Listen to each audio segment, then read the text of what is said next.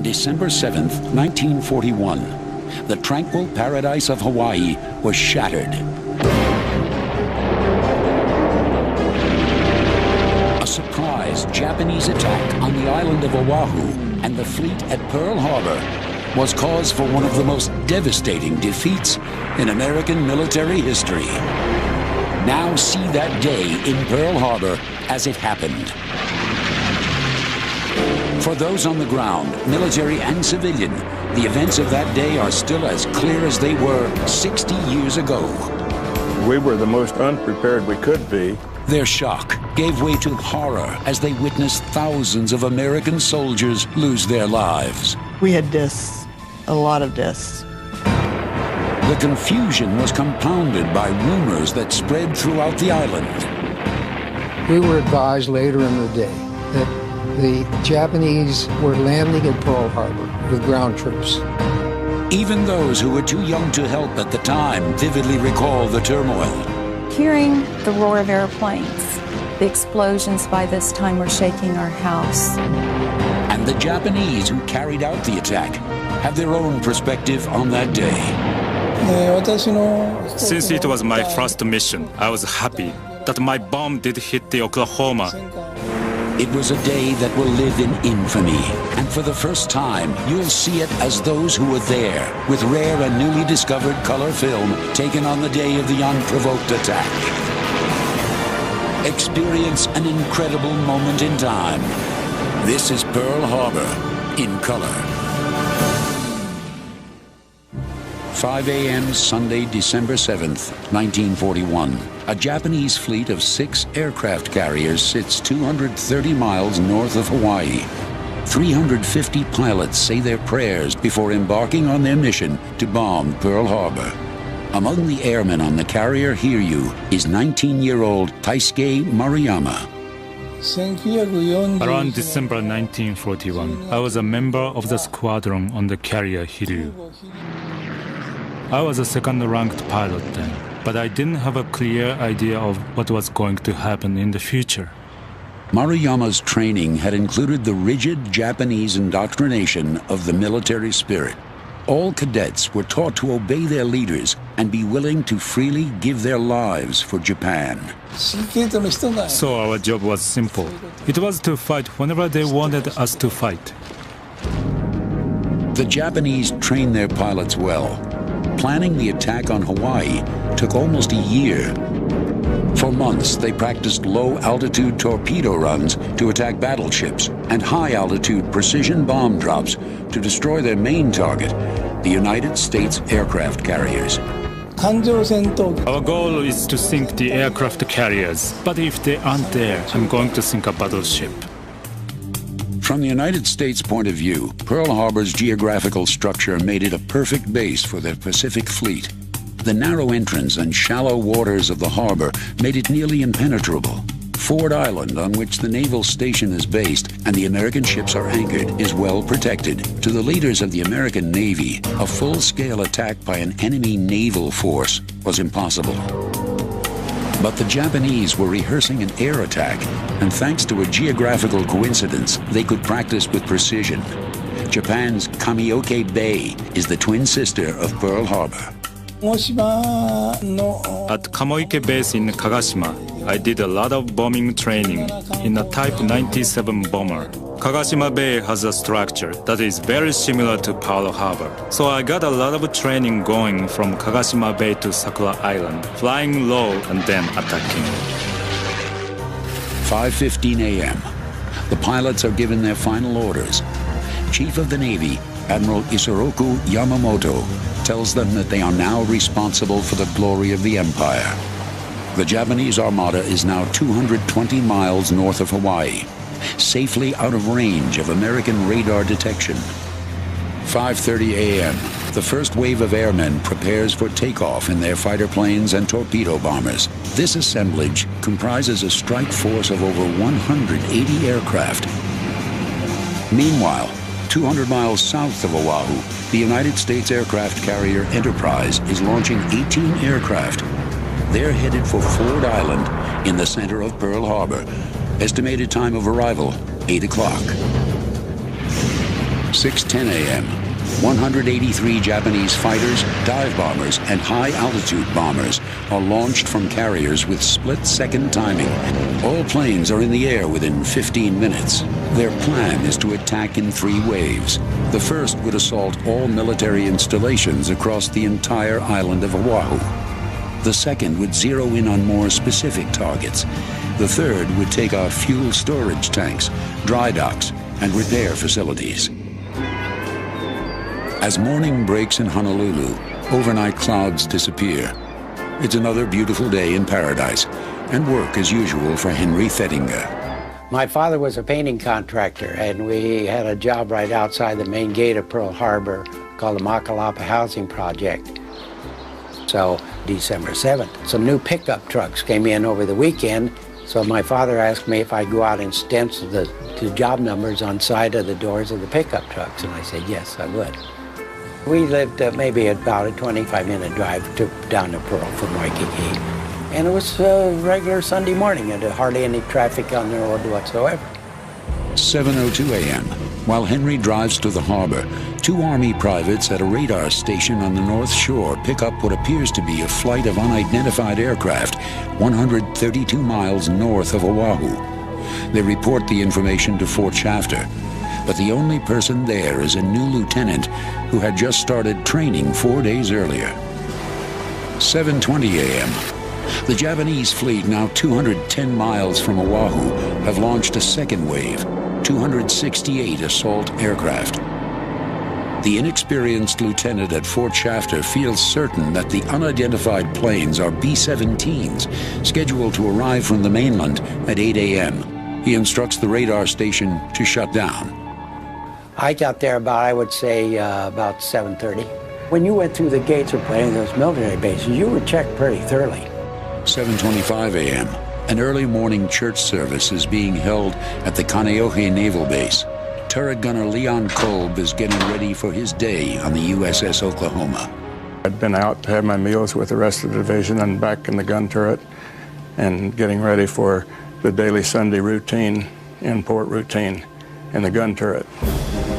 I was rated a gunner's mate, second class petty officer, and I was stationed in the forward 14-inch gun turret.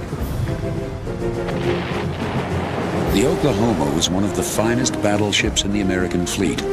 But a day earlier, she was moved from her customary defensive mooring on Battleship Row. Normally, my ship would have been back where the Battleship Nevada in Arizona was. We belonged to that division. But the admiral aboard the Maryland was going to inspect our ship on the following Monday morning for readiness for war. To do that, we had all of the so-called double bottomings and storerooms and so forth opened up to air out, so it was more comfortable for the inspecting officers to go through and see the condition of the ship. Opening the exterior portholes and interior hatches for fresh air made sense on December 6th, but on December 7th, 1941, it would leave the battleship dangerously vulnerable. 7:35 a.m. Japanese reconnaissance planes radio back to the Armada that the main American fleet is in Pearl Harbor. Approaching the island of Oahu from its mountainous eastern coast, the first wave of Japanese squadrons are not detected by radar. There is a dead zone caused by the mountains. Plus, American surveillance planes are not in the air on Sunday mornings. This facilitates the element of surprise. Admiral Yamamoto realizes he must eliminate the American naval strength in the Pacific if Japan is to be victorious. The Japanese believe that the American public will be discouraged by heavy losses and stay out of the war. December the 7th, like any other Sunday morning, Mom in the kitchen making breakfast. On this morning, 6-year-old Dorinda Makanoa Nalani is at home with her family. In 1941, she is one of just a few thousand Americans living in the Kingdom of Hawaii. The islands are not a state, but a territory of the U.S. They would not become one of the United States until 1959, 18 years later. We were about the only civilians that could actually be in the harbor and watch the battleships and the planes come and go. Little did we realize that Pearl Harbor would change from being a place to being an event. 7:52 a.m. Commander Mitsuo Fushida, who leads the Japanese air attack, radios back the code, Tora, Tora, Tora, meaning success, maximum strategic surprise, Americans caught unaware. At 7:55 a.m., the island-wide attack begins.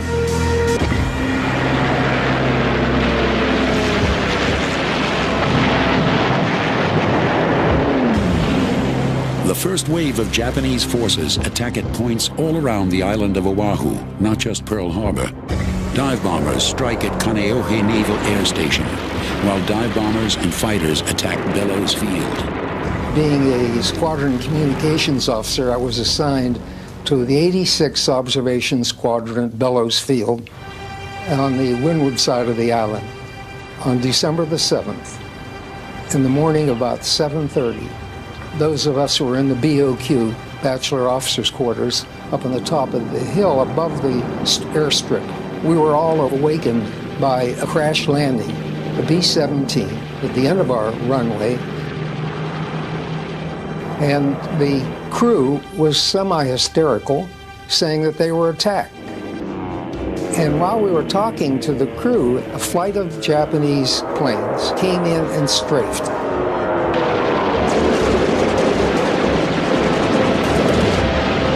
They were so low you could see the faces of the pilots. During that attack, every man for himself was scattered. I remember I jumped under the shack of the operation shed.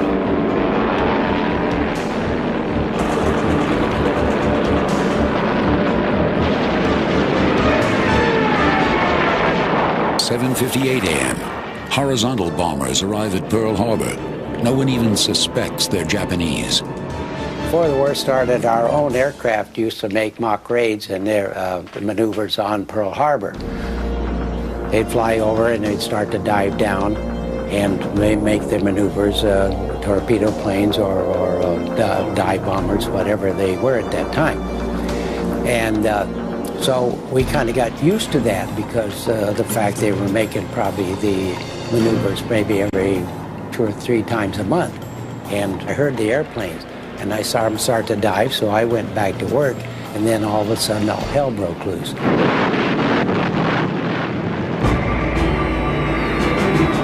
Waves of bombers continue to pound military installations in an all-out assault on the island. But the Japanese aren't limited to military sites. They're also bombing civilian targets. Hearing the roar of airplanes, airplane after airplane going over, didn't seem unusual. After all, we lived in a military installation. And yet there was something different because the explosions by this time were shaking our house. Anyone who can grabs a gun and fights back. There is massive confusion as Americans try to grasp what is happening.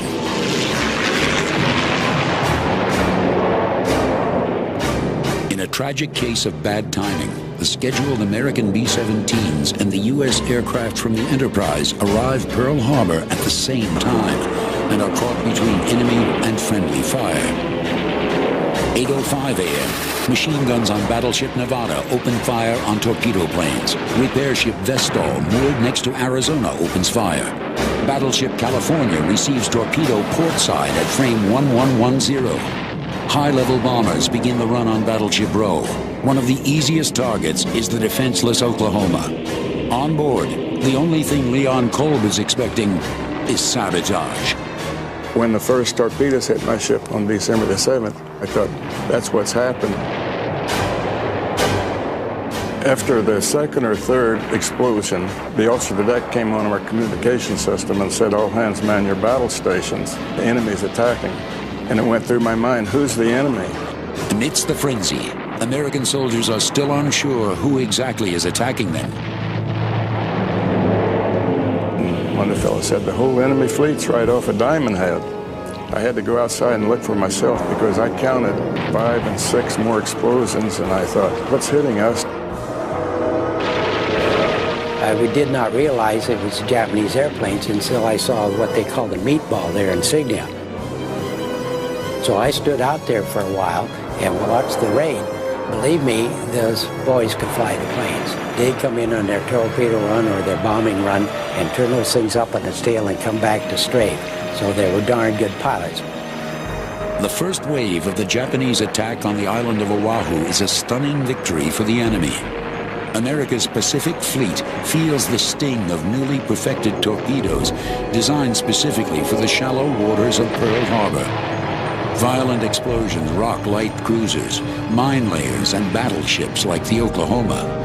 But this is only the beginning. The second wave of the Japanese attack is about to begin. At 7:55 a.m. on Sunday, December 7th, 1941, the Japanese begin their strategic surprise attack on Pearl Harbor and the island of Oahu. Every military target is being hit.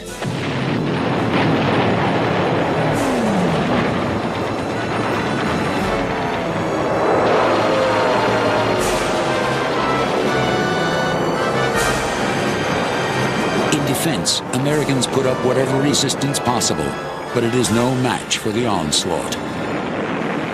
8:08 a.m. Local radio station KGMB interrupts music to call all military personnel to duty. High-level Japanese bombers are unleashing armor-piercing delayed-action bombs from 10,000 feet. One scores a direct hit on the battleship Arizona.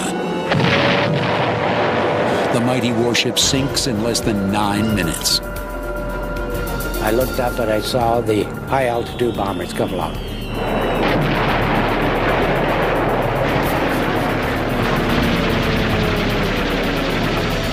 I did see the Arizona blow up, and the smoke and flames must have gone 500-600 feet in the air.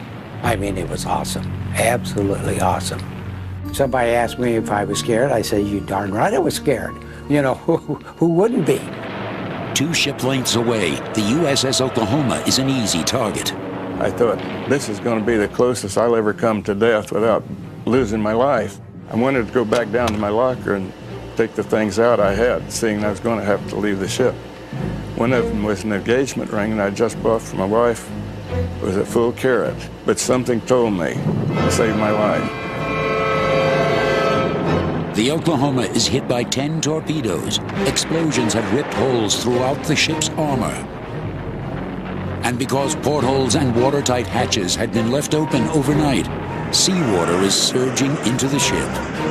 There's no portholes in there so you can look out and see what's going on, but you sense that the ship's going way out of balance. By that time, others had started going over the side, so I assumed they'd heard the word to abandon ship. And I was one of the first 2 or 3 to swim to an officer's boat. Dive bombers come over. I actually followed the plane in until it dropped the bomb on the Pennsylvania, which was in the dry dock. 8:14 a.m. The Oklahoma has capsized. Turret gunner Leon Kolb has barely escaped with his life, but hundreds of men trapped inside the Oklahoma's hull can be heard pounding against the steel. High above the blazing wreckage, 19-year-old Japanese airman Taisuke Maruyama witnesses the destruction of the bomb he dropped. The bomb my plane dropped hit the battleship Oklahoma. Since it was my first mission, I was happy that my bomb did hit the Oklahoma and we won the battle. Desperate attempts to free the men trapped inside the overturned Oklahoma will continue on into the night. 8:15 a.m., KGMB interrupts regular programming for a second call, ordering all military personnel to report for duty, including doctors and nurses. I was stationed at Tripler General Hospital. I was assigned to the maternity ward. And, of course, we had a lot of enlisted men with their families there. And coming from Pennsylvania, of course, I hadn't seen all this tropical paradise like that was. The amount of military that was there was really overwhelming. But, you know, we were completely removed from any thought of any war. I don't think most of us even realized there was a crisis there. I was in bed, sound asleep. 2 of our night nurses tried to get us all awake, and we thought they were joking. We thought, oh, this is, come on now, this is, you're kidding. Can't be.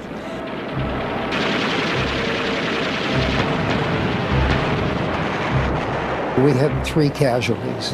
2 pilots, one attempted to take off in the bravest act I've ever seen while under fire. Stepping into his plane was strafed and fell over like a movie scene.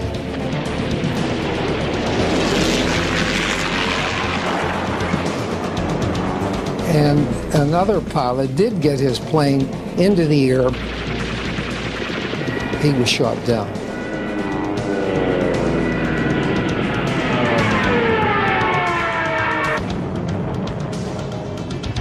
8:26 a.m. The Honolulu Fire Department responds to a call from Hickam Field. Of the brave unarmed men who are trying to save lives, 3 firemen are killed and 6 are wounded. We didn't have guns up to that time. They opened the armament shack, and there was no loose ammunition for the rifles. So we took bandoliers and machine gun shells. We were laden down with arms. 8:50 a.m. The second wave of Japanese aircraft come in from the north. Their plan of attack is to once again strike military bases all across the island with fighters, horizontal bombers, and dive bombers.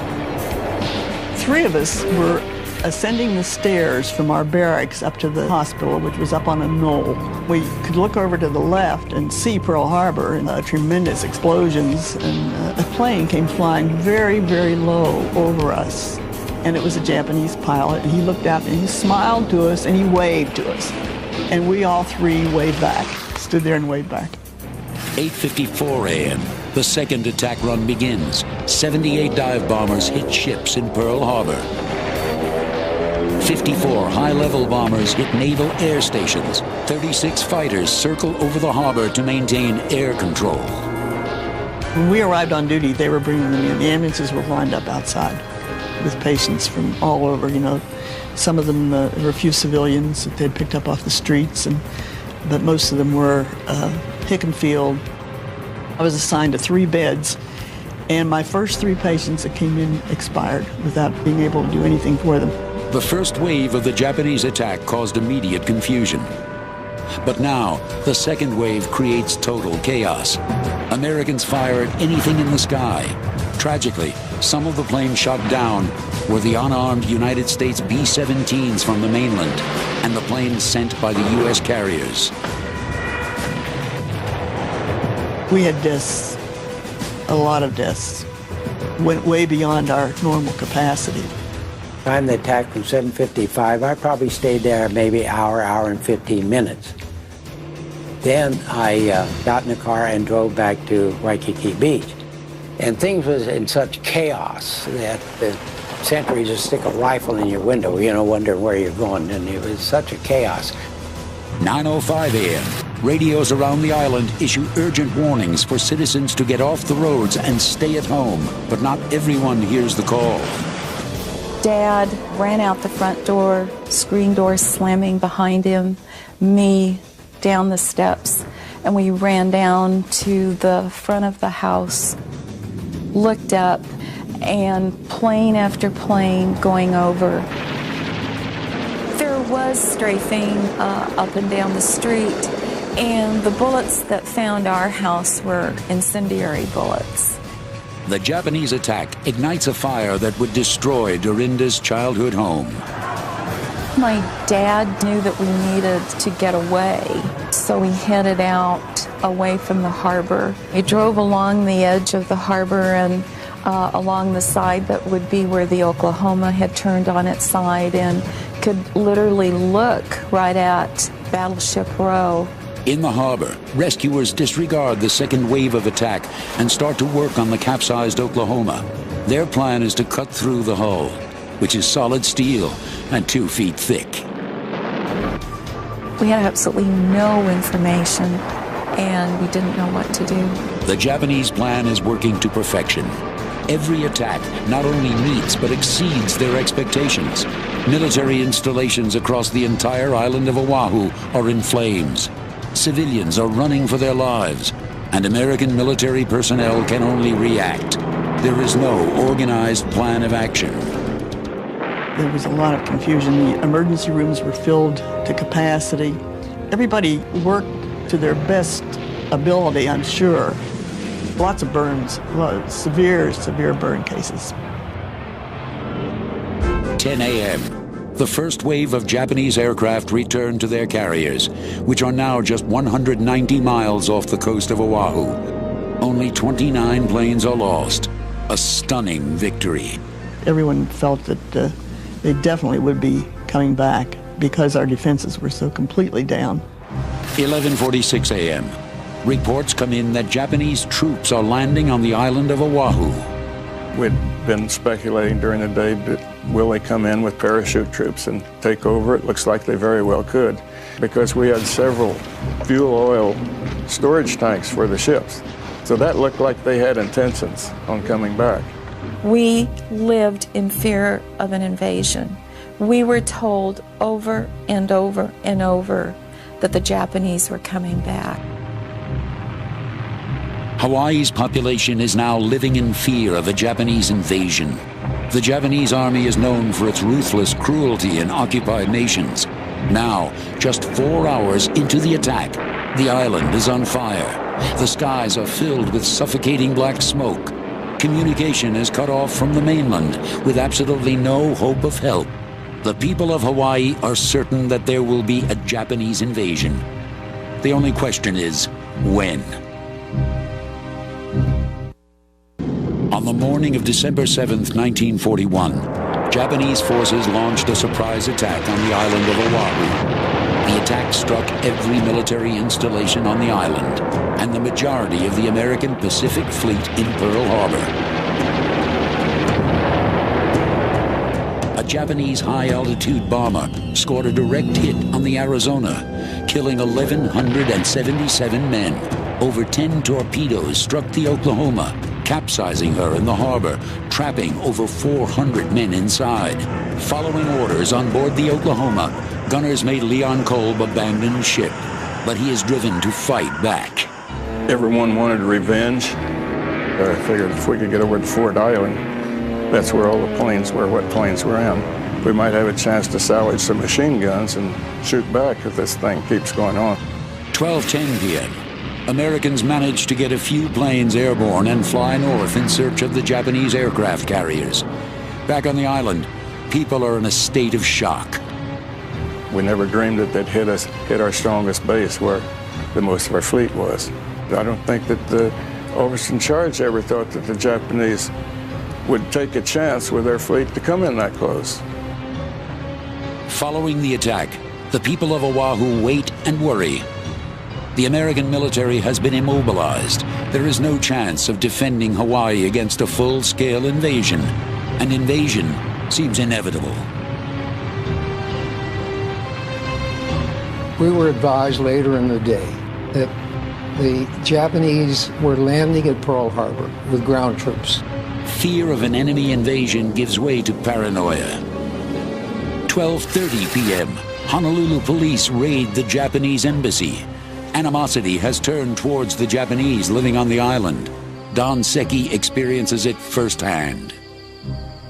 Saturday night, December 6th, we were playing poker all night long. And nobody got ahead, so we were going to quit. So we started shooting crap. I lived in a valley called Manoa Valley. Now and then we see target practice. They're pulling target in the airplane. We thought it was, target practice. After the bombing, here comes a guy. He says, you bombed Pearl Harbor. So he pulled a knife on us. So we scrambled, went home. Then we listened to the radio. Then we found out it was bombed. Government agents go into action, seizing radios from Japanese, fearing they would broadcast messages and information to their native land. At 1 p.m., the Japanese Air Commander Fushida lands safely on board the aircraft carrier Akagi. With the amazing success of the first two waves, he is ready to launch the third. We knew there were planes, but we didn't realize that they didn't bring ground forces. And had they anticipated the success their Air Force had, they would have followed up with ground forces because Hawaii was vulnerable. Hawaii was more than vulnerable. It was in utter chaos. On board the Japanese aircraft carrier, Commander Fushida pushes hard for the launch of the third wave. But at 1:30 p.m., Admiral Nagumo decides to call off the attack. The Japanese fleet withdraws. One torpedo could have knocked the dry dock out and withheld repairing a lot of the battleships that was damaged. If they had torpedoed the dry dock gate, that would have been more damage almost than what they did to the battleships. Reportedly, the admiral called off the third wave because he was unsure of the location of the American aircraft carriers. The Japanese had scored a tremendous victory with the first two attacks. Now there was no need to risk defeat with a third. At 4:25 that afternoon, the Hawaiian governor proclaims martial law. The military now controls the island. For the Japanese Americans, it is suddenly dangerous to be identified with the country of their birth. We were very much under surveillance. And some people, they threw all their photographs and literature and stuff, and they burned it, and so because of, in case of the FBI, you know. Paranoia engulfs the island. No one knows that the enemy fleet is already heading back to Japan. Everyone is still poised for the invasion they're sure is coming. When I was sleeping on the floor of a barracks on Fort Island, all the guns that could still fire opened up in the harbor. So the most of us thought, like me, I guess, well, here they come. It turned out that was a couple of airplanes from the carrier that was supposed to be in that they'd sent in to see what's going on. The poor guys got shot down. They made me feel pretty bad. A total of 7 American planes would be shot down by friendly fire. Homes and private property are destroyed by U.S. anti-aircraft shells. America is now at war. A war she is not prepared to fight. And for Stephen Weiner, it would mean coming face to face with the enemy. At about 10 o'clock at night, we're sitting talking, and we see 2 figures approaching us from the shoreline. One was a National Guard corporal, and he was leading an Oriental. And the Oriental was nude with the exception of a loincloth. And so he turned him over to us. So we took him to the operation shack. He had been in the water for many hours. His skin was all wrinkled. And we put a blanket around him. And we gave him a hard-boiled egg and a shot of booze. And then we started to interrogate him, holding the .45 at his temple. Through the night, Second Lieutenant Steve Weiner will interrogate the first Japanese prisoner of war. If Hawaii is to prepare for the onslaught to come, information will have to be forced out of the prisoner by any means necessary. The night following the Japanese attack, Hawaii is on edge. U.S. bombers from the mainland are mistakenly shot down, and Oahu has erupted in chaos. Meanwhile, Steve Weiner continues interrogating the first Japanese prisoner of war, with little luck. He was a defiant little guy. We didn't seem to have him buffaloed at all. I would say after maybe 2 hours, he said, paper, pencil. So we gave him a manila envelope that was on the desk and a pencil. And he wrote, "I am Japanese naval officer." He wrote this in English. "My ship catch in coral. I jump into water, swim to this airplane land. Kill me in honorable way. No tell about ships." And he signed his name, Sakamaki. We kept him, I think, until about 5 or 6 in the morning, where G2 from Fort Shafter sent over for him. We gave him the document that he had signed and turned the supposed prisoner over to them. Then on the morning of December 8th, Lieutenant Weiner makes an unusual discovery. We saw a coning tower sticking out on the surf. It was only about a half a mile out, not even that far. There were 5 midget subs involved in a special operation. Sakamaki was to sink the Pennsylvania. His failure was because his steering gear fouled when he was released, and he drifted. He and his enlisted men attempted to swim in at night, and the body of his enlisted man washed in the next morning. 11 a.m. Monday, December 8th. Wreckage litters runways on airstrips around the island. Pearl Harbor is smoldering. While casualties mount from the attack, rescue workers continue fighting to save the 461 men still trapped inside the overturned hull of the Oklahoma.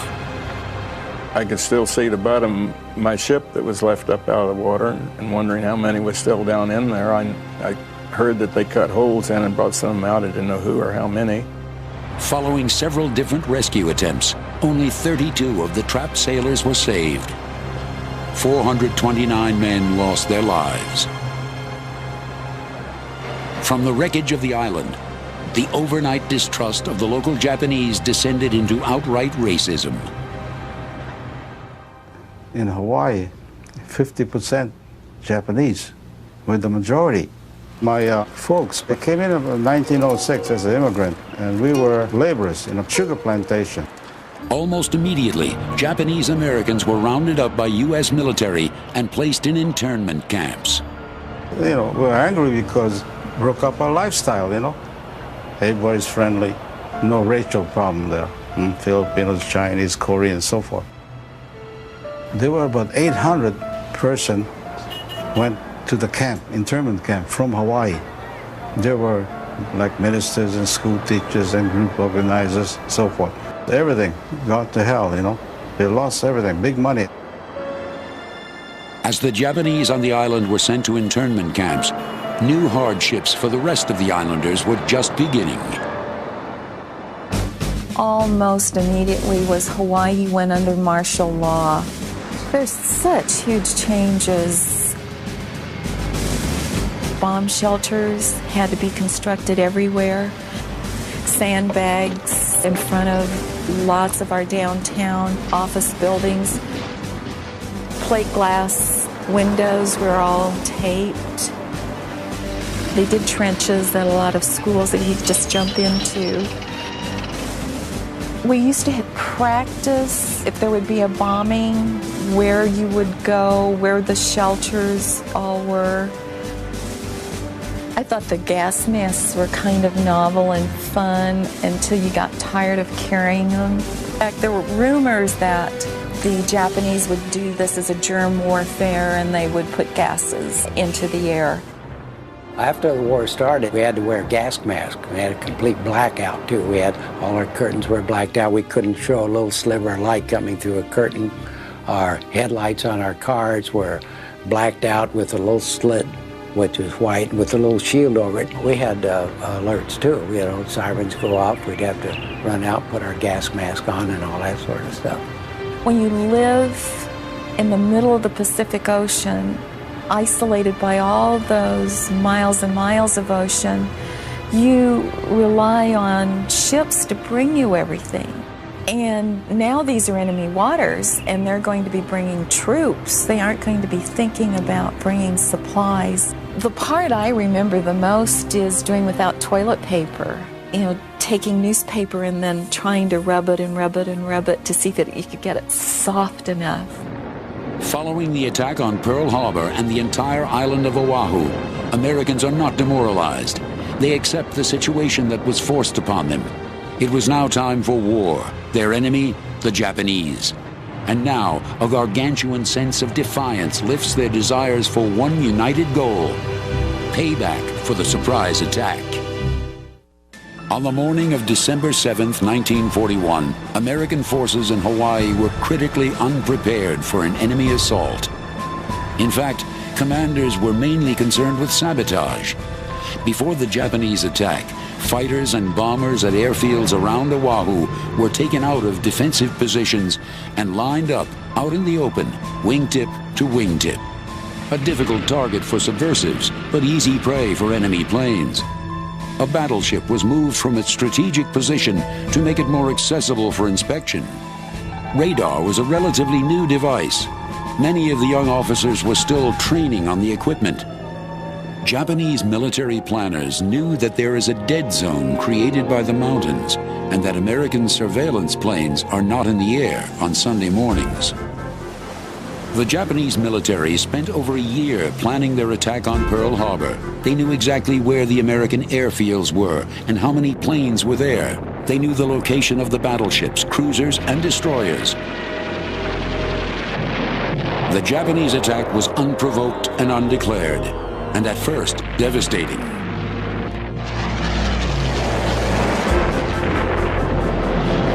The enemy had all the advantages, including the element of surprise. The toll on American forces was just short of catastrophic. 2,388 were killed, 1,178 wounded. A direct hit on the Arizona claimed the lives of over 1,100 men. The Oklahoma was torpedoed over 10 times, and over 400 sailors perished. In total, of the 96 ships in Pearl Harbor during the attack, 19 were sunk or severely damaged. The Navy had 92 of their aircraft destroyed and 31 damaged. The Army had 96 aircraft destroyed and 128 damaged. The Japanese lost only 29 planes. But that's where the Japanese victories end. Following their first two attack waves, the Japanese command decides not to launch its third, an attack that was designed to destroy fuel storage, repair fields, and dry docks. The Japanese admiral called off the second attack, not knowing where the carriers were. That decision became a catalyst for American forces to quickly repair sunk and damaged vessels. 24-hour work shifts set the military and civilians to rebuilding the Pacific Fleet. Of the 19 ships that were sunk or heavily damaged, 14 ships were completely restored and went on to fight the enemy. After the attack, I went almost immediately out on a destroyer, starting to attack Marshall Islands and showing the Japanese they really didn't sink all of our fleet and so forth. I ended up spending a little over 10 years in the Navy. If Pearl Harbor hadn't been attacked and we hadn't gotten into war, that would have been the end of my naval career there. Patriotism was the foundation for the American comeback, and the Japanese Americans of Hawaii proved themselves in battle. We, as a Japanese American, although we're segregated, I decided to volunteer for the Army. We trained for 1 year, then went overseas. Hawaii's original recruitment quota was set at 1,500 men. Over 10,000 volunteered. Our motto was go for broke. That means shoot the works. We had to do good because we're under the guns, and we are going to do good. As the segregated unit of the 100th Battalion Regimental Combat Team, they fought on the European front. In 8 campaigns, we had 8 unit citation and about 21 Medal of Honor. We fought really hard. For their size and length of service, they became the most decorated soldiers in the U.S. Army, with 18,413 individual awards and 9,000 Purple Hearts. Don Secchi received a Purple Heart for the loss of his arm during battle in Italy. He returned home a hero. For the Japanese, the definition of hero is rigid. In a wartime painting honoring 9 of the 10 mini-sub officers at Pearl Harbor, Kazuo Sakamaki, the first Japanese prisoner of war, is noticeably missing. That document that he had written, "Kill me in an honorable way," was lost. And the Japanese people considered him persona non grata in Japan. Ensign Sakamaki was in South America working for Toyota Motors, and it was deliberate, shipping him out of the country. Lieutenant Stephen Weiner met his prisoner once more at the 50th anniversary of Pearl Harbor. After 50 years, they had the chance to relive their encounter. In fact, I told him that I admired his tenacity, the fact that he was able to cope with us as well as he did. Japanese airman Taisuke Maruyama, on the other hand, was heralded a hero. Following his successful bombing of the Oklahoma, he went on to fight at Midway and Okinawa. Through her love of Pearl Harbor, Dorinda Nicholson wrote a book about her childhood recollections so that future generations of children will understand what it's like to live through war. The harbor is very special to me. And I approached the Arizona Memorial and mentioned to them that I wanted to tell American children this story. Hawaii has not forgotten Pearl Harbor. A memorial now stands over the site of the sunken USS Arizona. Every year, 1.5 million visitors come from around the world to pay tribute. Not far from the memorial is the USS Missouri, where the Japanese signed their surrender. It stands as a monument to the bravery and selflessness of those who were there that day in Pearl Harbor.